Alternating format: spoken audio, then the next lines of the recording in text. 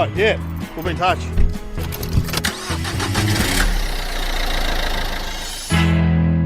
All right, well, welcome to the Debrief. It's Dave O'Neill here, and I've got Tessa Waters in the car. Hello. A legendary comedian, and we've just done a gig at the Local, which is a Monday night room. longest running room in the world. No, not in the world. In Australia. I think it's the longest running room in Australia, maybe. Yeah. Last in Melbourne, maybe. I don't know. I think it's definitely in Australia because we had the 14th birthday last month. Did you do that? Did you do the 14th? Yeah, right. And it's probably the longest consistently running. Yeah, right. Room in Australia. Cool. And you were very funny. I Thanks, don't think I've seen you before. Yeah, it's I weird. think samesies. We were saying this tonight. I think it's the first time. Well, I kind of stopped seeing comedy when I had children.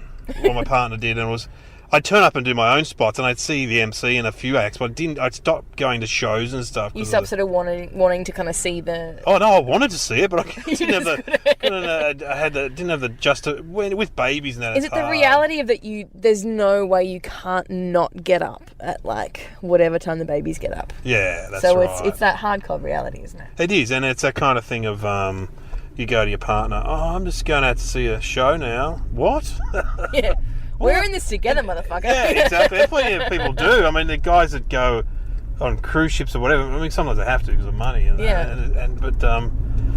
But you know, there's men and women that do it, that leave their kids, but, you know. Yeah. Anyway, if you can avoid everyone makes it work. There's a lot of amazing Carny families that I know that, you know, like, make it work. Yeah, they travel with the... Yeah. Do you mix in that kind of... Because you watching you tonight...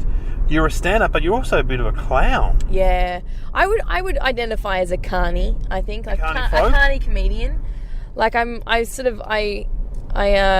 did a gig last year in Adelaide, which really kind of summed up my place in the industry, the entertainment industry. Which I did, like, the first gig I did was the big late night stand-up show. Yeah, so it was like, you know, and it was Adelaide Fringe. Yeah.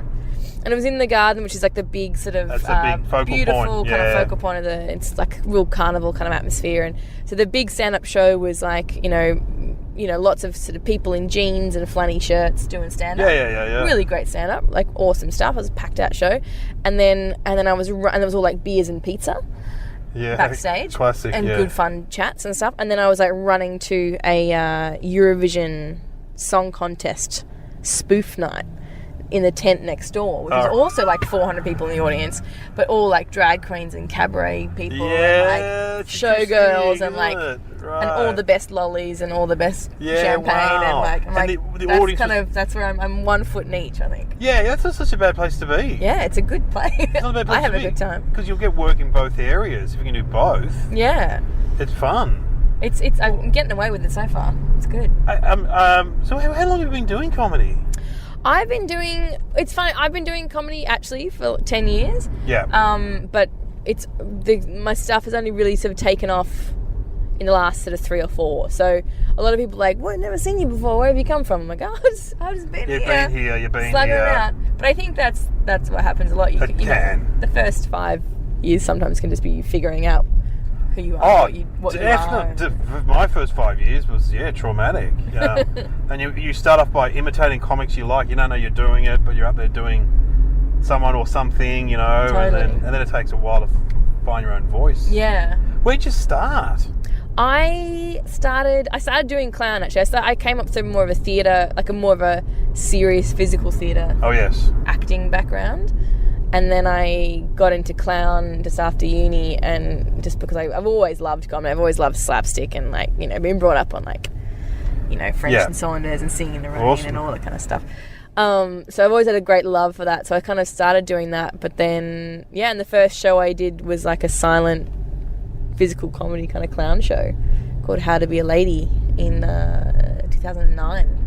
So you started by doing a solo show? Yeah. Wow, that's a. So you did, like most people start doing spots, but you started doing a solo show. Yeah, I think it's because I had a theatre background, so it was kind of like it's a one-woman show. It's like what you do. That was kind of the way in, and I just wanted to see. And I was also like, you know, trying out to be an actor and stuff. So I was, you know, and I'm not.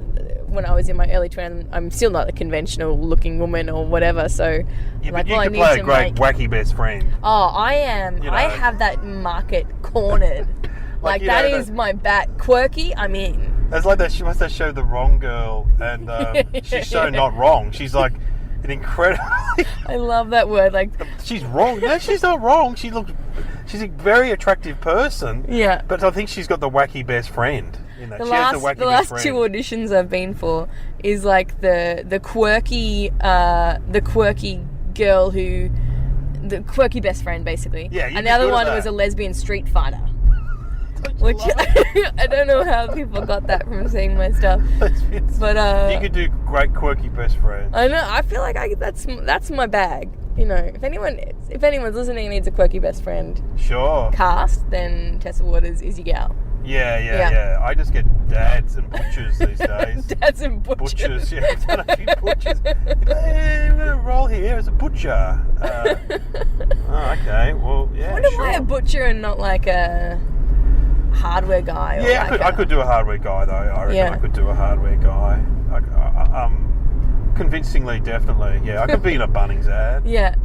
Bunnings warehouse. I feel like I'm on the cusp of being a mum. Yeah, you could play a mum. But I'm a little bit too jazzy to be a mum. I could be a jazzy mum. There's always jazzy mums, though. There's always a slightly alternative mum at school, definitely. Steiner mum. You could be a Steiner mum. I could definitely be a Steiner. Montessori. I kind of went to a Steiner school as well. Did you? Yeah, I think that's where that comes from. So we met. Well, we only met.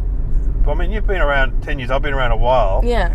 But we only met last week or the week before. Maybe 2 weeks ago. Yeah, maybe. We can't say too much about it, but we were doing well, they called it a workshop or a pilot at Channel 9, like a panel show basically. They do these things all the time, and we met there, which is hilarious. It was a fun day. Well, hopefully, by the time this podcast comes out next week, it'll be on screen. Yeah, absolutely. We'll all be Tessa and Dave. Wow, it's the news. Rocket Man, burning out his fuse on every home. Wow. How's that confidentiality agreement that we signed? Oh yeah. Maybe we'll edit this out. It was a TV show. Was it Channel 9? It was Sons and Daughters remake. Sons and Daughters. Yeah. You're right. It was a Country Practice remake. But reboot. But that was interesting. But have you been offered much of that stuff? That kind of. Yeah, no, actually, it's all sort of like a bit new to me, really, still. I think because I have come from the Carny thing, people often see my stuff and don't quite know how to place me in TV. Because they're like going, she's in a lot of sequins and she's doing a lot of dancing. There's a lot of feminism. I don't know how this, especially Channel 9, I don't know how this will work on the television screens. Wake Up Australia, I'm not sure. ABC, SBS. Yeah, that's my bag. Now Vice is working with SBS as well. That could totally be my thing. Definitely. Yeah, that's who I need to pitch to. Totally. Definitely.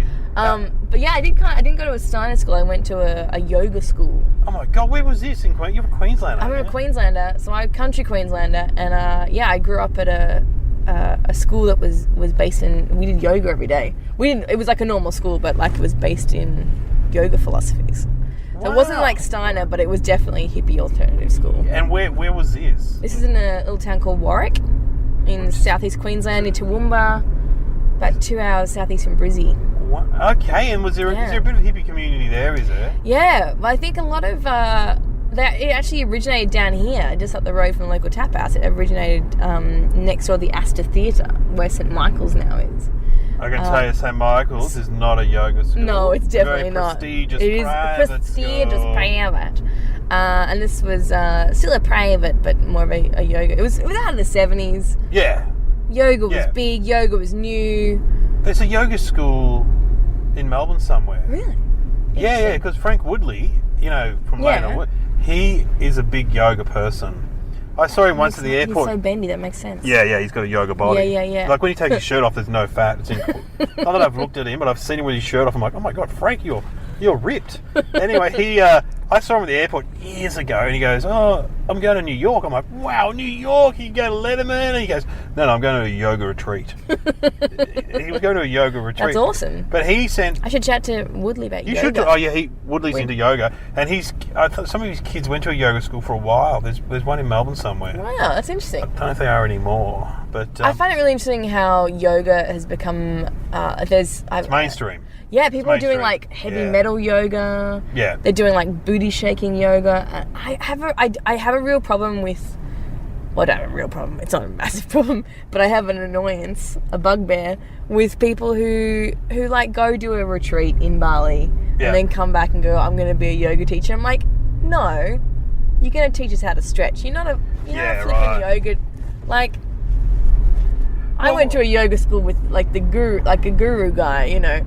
Like, you can't do a 2-week workshop and become a yoga. So your parents must have been into yoga pretty heavily. Oh yeah, they were big into yoga. Are they still into yoga? If they're around? Pretty much. Yeah, they still practice.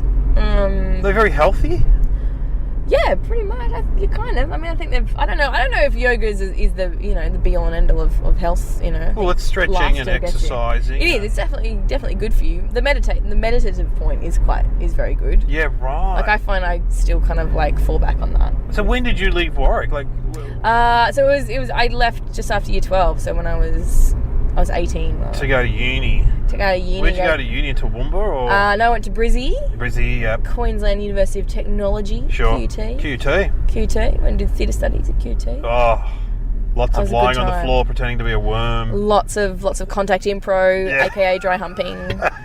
Lots of people hugging too much, a little bit too much. Yeah. Oh, that's good times. That's quite interesting. And then when did you move to Melbourne? And then Melbourne was 2006. I say you've been here for a while. Yeah, I still kind of say I'm from Queensland, even though I've been here. Yeah. I lived in Brisbane for 2 years, and then been in Melbourne way longer. Were you exposed to a lot of comedy when you were growing up? Were your parents into it, or? Yeah, I think so. I mean, I think we watched a lot of ABC, which then so there was a lot of been one or two Monty stations, Python, a lot of Mr. Bean, Dawn of French and Saunders. Yeah. Fawlty Towers. A lot of the Bill. What did your parents do for jobs? The Bill. The Bill used to be on 2 nights a week, and when I was on Nova Radio with Hughesy and Kate, Tony came in from the. I was so excited. Tony, the big guy. Yeah, he was always in uniform, wasn't he, Tony? Yeah. And Oi, you're nicked. I love that. Yeah, Hughie's like, I'm sorry, mate, I don't know who you are. And Tony goes, I've been on your TV Tuesday and Saturday night for the last 12 years, mate. How can you not know who I am? Because I thought, wow, it's Tony. It's Tony, so exciting. he's the guy with the big nose, right? No, that's Reg. Oh, Reg. Reg was my favourite. Reg is awesome. Yeah. Reg was great. I also grew up on like an era of play school that was really hilarious. Like John. Yeah, play school. Yeah, John was hilarious. Yeah, John, who's... Noni, hilarious. John, whose daughter married Russell Crowe, is it? Really? You're talking about John. I didn't know that. John that Spencer? Goss? John... yeah, like blonde John. Yeah. Yeah. Well, I might have it wrong, but one of the guys Oh my God, I need to look up that gossip. That's amazing. Daughter married Russell Crowe. Wow. All right. The one he's saying, pick up the litter in your street, that guy. Yeah. Oh, yeah, and... With the kind of the massive comb over? Yeah, that's it. Yeah. That's John. There were 2 Johns. Yeah, there was John, that guy, and then there was the kind of the more sort of rotund John who kind of kept corpsing all the time. Right. You would be a good play school presenter. Oh, man, that's the gig, right? Yeah, that is the gig. I would love to do that. That's like serving for your country. Yeah. When my kids was little, we used to go to this thing called Heidi Ho, which is really cute. It's sort of old-fashioned. You'd sit in a circle, and the woman Amanda, who used to be in an 80s band, and she would lead the singing, and they would just sing all those cute songs like, pick up your litter in the street.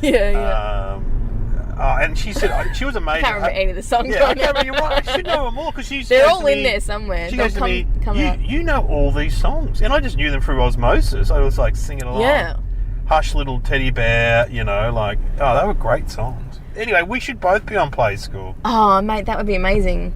Yeah, also, I was fat 50-year-old guys. I did look at that market. And some sort of like glam Eurotrash kind of lady with a massive bogan accent. Sequins. I like the ones that sequins, mummy. Actually, sequins like crack for kids. They love sequins. When I do my kids shows, I did a show recently in Adelaide. I had like 200 kids, and the show is really interactive, so half the kids are up with me on the stage the whole time. And I was wearing this really like a rainbow sequin pencil skirt, and I didn't realise that what the effect would be on the kids. Yeah, they loved it. And of course, the pencil skirt's at their eye level, and so at one point, I'm just getting like felt up by like 50 kids, just like patting the sequins, and I had to be like, sorry guys, we're gonna please just keep going with the show and stop touching me in front of I all can't of your touch you parents. guys. No, it's Yeah, really that's illegal. weird. It's a bad. What's the difference between performing for kids and adults? Like, I've been asked to perform for kids, but I always say no, I'll be right. Look, I think it's the same principles in a way, like figure out what makes them gotta be laugh and funny. go with it. But kids are way, like, their attention span is so much shorter Oh, it's that like if quick you don't stuff. grab them, then Yeah. you're gone. And if you don't command that space, then they just walk all over you. And they're the worst hecklers. It's like being in a the world. teacher, Yeah. in a way. You just have to kind of charge along and Bang, grab them. and it's you kind of it's a very good practice in, like, being aware of the space and being aware of the audience and figuring out how to work each little kind of corner of the room, because It's a great skill to corner have. of them crawling around. Yeah, I think it's a great skill. To be able to perform for children is a great skill. I love it. It's the best. And the shows I do are really interactive, so they often, like, bring out the kids tell me a lot of stuff and bring a lot of stuff to the thing. Yeah, so it's great. The parents are there. Oh, don't talk about that. Yeah. Oh, no. It's great. You do a fair bit of interactive stuff with the audience, and you enjoy that? I love it. That's what totally, like, hooks That me rocks your into. world. Yeah, that's rocks my world. There's that kind of figuring out what people want in the moment is really exciting Because to me. it's stuff like that. I mean, I do a bit of audience talk and stuff like that with them, and some of that stuff is often the highlight of the night. It's so much fun. Because I think they realise it's a subconscious thing where they go, this is just happening right now, and this will never happen again. And it's for me, like, I'm here and they're listening to what I want and listening to what I, I'm suggesting. I think maybe because the world we're living in is so interactive, but it's so disjointed as well, like with all the online mediums and devices and everything. And I'm so freaking hooked to my phone all the time. Yeah, sure. But I think people really want to have a say in what happens and really love watching their influence on things. Right, yeah. So I think that's kind of where my comedy comes in, is where they can kind of guide where we go a little bit. Do you watch people who do audience participation stuff and just go, oh, I wish I thought of that? Like, you wish. Oh, totally. Like, I didn't see this, but Jason Burns one where he was. Yeah, he's really interesting. I think I'm just got into him recently, actually. He did this great one at the end of his show where he would pull 3 people up from the audience and go, okay, I'm going to teach you some dance moves just as the finale, right? He'd have a bloke and 2 girls, 2 women, right? Little did anyone know the 2 women are professional dancers who are there every night. And so he's got this gormless bloke up there, and these girls, he goes, okay, we'll play the music. And of course these girls just take it away. See, that's a great idea. I love it. I love that idea. Yeah. I love it. It's great. I do a bit in my most recent show where I hula hoop a man. Yeah.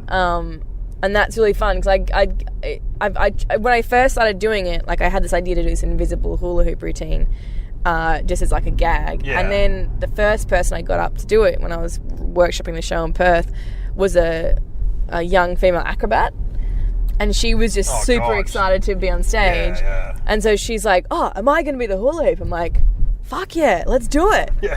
And then she then starts climbing on me and I start trying to hula hoop her, and then this bit was born, and then that sort of evolved into the funniest way to do it was with a grown man, because lifting a lady is not as funny for me, but if I lift a man, everyone's like, wah! Yeah, of course, it's impressive. But yeah, it's really kind of, it's great watching. What I love about it is it's a bit that teaches the person who's with me how to be funny. Like, I teach them all these, like, little tricks of how to work the crowd. Sure. And you get to see them kind of have their realization of when things start working. See Barry Humphries years ago, and he does audience participation.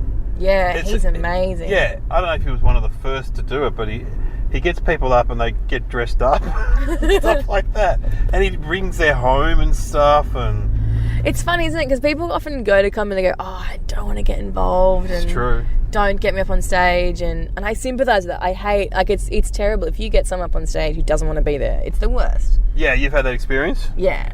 Like, if someone genuinely doesn't want to be on stage, you just let them go? Yeah, I let them go. Because I'm like, no one actually wants to see someone suffer. really suffer. Yeah. And I don't want that person who's bought a ticket to, like, have a crap time. Yeah, exactly. I want them to have a good time. Yeah, so I always, like, I've gotten really good at kind of picking the people who are like Well, keen to have it's a a play. body language thing, I reckon. Yeah, totally. When I talk to the crowd and I see someone on it, I just move straight on. Like, move straight on. Yeah. But often, I'll guarantee you, that in a crowd of 50, there'll be at least 5 that are keen for it. At least 5. Probably half. Yeah, and they might be a bit reluctant, but they're like, oh, nah, go on. And you can see like a little twinkle in their eye. It's interesting that you love talking to people, and in a way, that's a very Queensland thing. Because reckon? I reckon Queenslanders, I notice when I go up to Queensland, they love getting involved and they love talking. I remember Michelle Laurie, who did radio up there for years, said, I was talking about doing talkback on commercial radio, and sometimes like at 6 in the morning, it's hard to get people to call up. She said there's never that problem in Queensland. They call. Everyone wants a blaze chat. all the time. It's true, actually. Yeah. And it might be a Queensland thing. And you produce your own shows? Like I do, your festival shows? Yeah. I self-produce, and I started out like... You started producing... I've always done performing, but I always loved producing equally. So when I first started out, I'd be, doing a show, but then also producing mates shows and sort of doing all that. And then I also produced some short films, and I really love talking to people about their ideas and then helping to make that happen. Oh, yeah, that's an unusual thing for a performer, because most performers are selfish. And then, what you meet, like a lot of stand-ups, especially in the stand-up world, they're very focused on themselves. Yeah, right, yeah. Whereas you're obviously looking outwards, which is very good trait. I think it's a bit like how I approach my comedy. I'm just fascinated by people and fascinated by ideas, and I really love seeing someone have a little spark of an idea and going, no, you can do that. Like, you're encouraging. Like, you're go encouraging. do that. You're a very positive person. I get the vibes. It's the yoga school, man. Yeah, it's the yoga school. What happens when you do yoga every day in your life for 20 years? That is very interesting. Do you find it exhausting though, producing your own shows? Yeah. So, I mean, I do it too myself, and it's like you've got to organise the posters, you've got to organise the publicity, you've got to organise the. Yeah, What is going on here? We're on a tram track. It's in like Brunswick, Brazil. And there's guys in a truck throwing down witches' hats, and there's steam. a whole bunch of smoke coming out. Man, that a is whole bunch of high vis. Man, he's got an interesting beard. Looks like tram trackers. What are they doing? Did he have a whistle or a mustache? I wasn't quite sure. I don't know. It's kind of a Hitler deal. Weird thing. Yeah. It's funny how that moustache has never come back. No. Yeah. The Hitler. No one's going to ironically do that, really. Right. But no hipster's going to do that. No, they're not. No. It can be exhausting producing your own shows. Yeah. Okay, will we go left here or where will we go? Figure out where I'm going. Yeah. If you go left here and then right on the... Okay. Yeah, left here. Yeah, that's good. This is the first night at my new house. So I'm not going to explain on the podcast where it is. No. But it's the first... I've just moved in today. I've spent all day moving. I'm going to do the gig tonight. Who are you living with? 2 awesome dudes just found on the internets. Wow. Some mate recommended. I know one of them through, like, he's a set designer, so I know him through the scene a little bit. So they're aware of your career, your job. They are. Yeah. I always like to announce myself when I. Tessa Waters, I'm a performer, I'm a comedian. Hello, darlings. Good morning, darlings. I expect some champagne at breakfast, darlings. Yeah. Great. Absolutely. Cool. All right, we're going to go up here. Yeah. All right, hang on a sec. Hey, this episode of The Debrief is brought to you by Sheba. It's a great rideshare app where all the drivers are women. That's right, every single driver is a woman. So set up your account by downloading the Apple or Android app, and multiple users can use the one account. Enjoy the one account. And also, this is a great idea for dads like myself. You can set up an account for your daughters. Corporate accounts are available too. Sheba also takes booking. It's female-only driving service. Also, thanks to CoinJar. Set up a CoinJar account to buy and sell Bitcoin. It's really, really easy. No, trust me, it is. Just go to nearly.com.au/the debrief to get a bonus when you set up your account. And Homey. They're a Melbourne-based social enterprise creating pathways out of homelessness. Do you know at the moment there's about 100,000 Australians live without a permanent address, and of those, 20,000 people sleep on the streets or in a makeshift shelter. Why not change this? Come on. Go to www.homey.com.au. Okay, back to the program.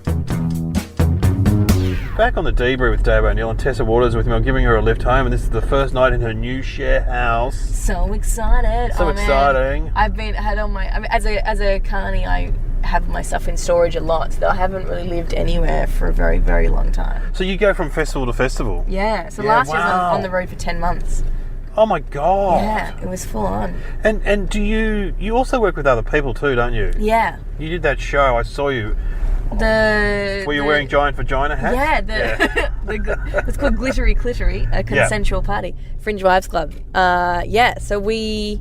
Do you enjoy working with other people? Yeah, I do. It's the first year I've done it for a long time, and I'm like, wow, this is really fun playing with others. I always say great. doing a solo show. Yeah. Is quite lonely. It is.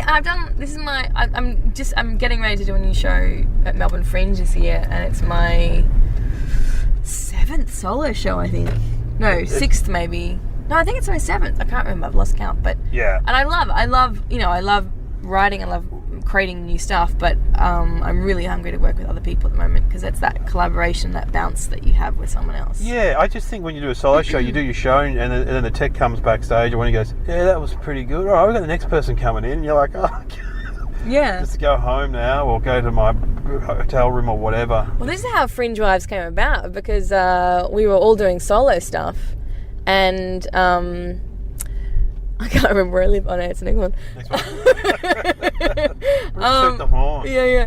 And yeah, we were all doing solo stuff, and then we would always meet in the bar afterwards and like have a debrief, and then that became this real friendship, and that became like talking about work. Who was in the show with you? It's Victoria Falconer Pritchard and Rowena Hudson. Oh, okay, great. And so yeah, Vicky was in East End Cabaret for many years, which is a cabaret outfit out of London, and Ro does storytelling and. Is that you in there? That's me in there. Okay, yeah. I'm just going to go around the block again. Is that your taxi box? Yeah. Fantastic. Yeah, go around the block. I'll go around the block because I've got a few more questions. Yeah. No, we'll just crack some laps. Yeah. That's a real word. That's a real Queensland term. Thing, yeah. I can cover the always can. They call it doing circuits in Tasmania. I think it is circuits or yeah. We'd crack laps because it'd be only like one. There's one main street, so you have to just go up and down and crack the laps. I was in Launceston one night doing the Festival Roadshow, which I know you've just started doing. Yeah, love it. Yeah, it's good fun. And I was in Launceston on a Friday night. And I was talking to. Well, again, it was Tuesday, and he goes, mate, you like go in the main street. There will be a fight. I said, there will not be a fight. He goes, mate, it's Launceston Friday night. There will be a fight. And seriously, as I hung up on him, the fight came to me. So this guy came into the foyer of the theatre with blood on him, and he goes, I go, oh, are you all right? And he goes, there's just some guys out there. And I said, do you want me to call the police? And he goes, his last words to me, I am the police. He went back out into it. Fighting in Launceston. Wow. I interviewed the mayor of Launceston once, and I told her that story. Yeah, I said there's a certain amount of energy in Launceston. Anyway, cracking laps. We're cracking laps. Yeah, we're cracking laps. Okay, so cracking laps in Brunswick. This is the debrief. What went well tonight and why? In my bit or in just in general, whatever. Oh, look, I think it was a small crowd, but it was a nice crowd. I really enjoyed trying stuff with that crowd. I think they were kind of open. There was one guy in the front. The local has these couple of couches on the very front, and they're right in the front of the stage. The people are right in your crotch, and this guy was pretty much like asleep. He was engaged. He was listening. He was having a great old time. He had a good chat to me afterwards. And and he had a novel. Yeah, he had a novel. He was having a lovely to do it. What didn't go well then, and why, you reckon? I think they were an easily fatigued audience because there were not many of them. So I feel like normally, bits that maybe go over really well. Well, you can get a critical mass with, say, 50 to 100 people. Yeah. You get a roll can going. Keep bubbling along, hey. Whereas when you got 10, you got to keep them fresh, keep them in the room, keep them involved. Were there any organisational things that got in your way, do you think? I think that the physical logistics of that room can be tricky. Yes. Because couches spread out. You're kind of up a little bit higher than people. The energy is spread out in that room, so it's hard to kind of really kind of grab a hold of people. How can we do better next time? That's my final question. Maybe sort of prepare some better material. Or bring 50 people in a bus. Bring people in a bus. Maybe have dinner beforehand. I was just eating crisp. You were eating beetroot chips. I thought it was going to be hot chips. I know. It wasn't. I was outraged. It was still delicious. They do good food at local tap house. Oh, the best thing ever. Hot chips just are my life. Hot chips. Yeah. So again, I'm a carnie, so yeah, you love hot chips. Hot chips. Live on hot chips. Live on it. let's play a song. What song? Yeah. What music do you like? What music are you into? What's tickling your fancy? I'm really or- loving this song by the Scissor Sisters at the moment. Scissor Sisters. Called I Want a Kiki. Let's play that. I love the Scissor Sisters. Yeah. I've never bought any of their records or CDs. Yeah. But I do love them when I hear them. It's- You know there's a comedy connection to the Scissor Sisters? Really? The keyboardist, one of the main people in the band, Yeah. Dad, is Graham Garden from the Goodies. No way! Yep. Yeah. That's awesome. Yeah, and you know, he was the funniest Goodie, He was. I He reckon. absolutely So was. I love them all. Tim Brooke That's Taylor, fantastic. the blonde guy, Yeah. Bill Oddie, Yeah. the little one, and then Graham Garden was the kind of the... what was he? But he was very funny. That's sensational. Yeah, it's his daughter or son. Is That's in, made my night. Because I saw them at like the Phillip Island Festival a couple of years ago. The New Year's Eve band, and we were all cool. having an exceptionally good time at New Year's Eve. And I have to say, they're a bit of a carny band. They look a bit carnival. People were throwing beer bottles at them, like the Blues Brothers, and they were like disco dancing around. They were like playing a game of Frogger and like dodging like the glass beer bottles. It was amazing. Oh, I'm so happy to play some Scissor Sisters. Great. Well, Tessa, where can people find you on the interweb? Tessa Waters Comedy on Facebook and Instagram, Yes. and Tess Waters on Twitter. You're pretty easy to find. I found you. Yeah, just Google Tessa Waters. I found you. I'm a pretty big personality in the sense of humanness. Oh, now I'm reversing into a park outside your new shed house. All right. Should I come? I'll come in and we'll have a bong. That'll Okay, shock let's them. do it. Hey guys. Let's have a dashi and be like, oh, this is my mate Dave. We just did a comedy thing Yeah. together. No, we'll go get some beers and corn We're chips. still building our rapport. I don't know if I can bring out the bongs yet. Yeah, hey guys. I just remember, my friend moved in a shed house around here in the 80s, and it was the one and only night I've ever taken acid with him.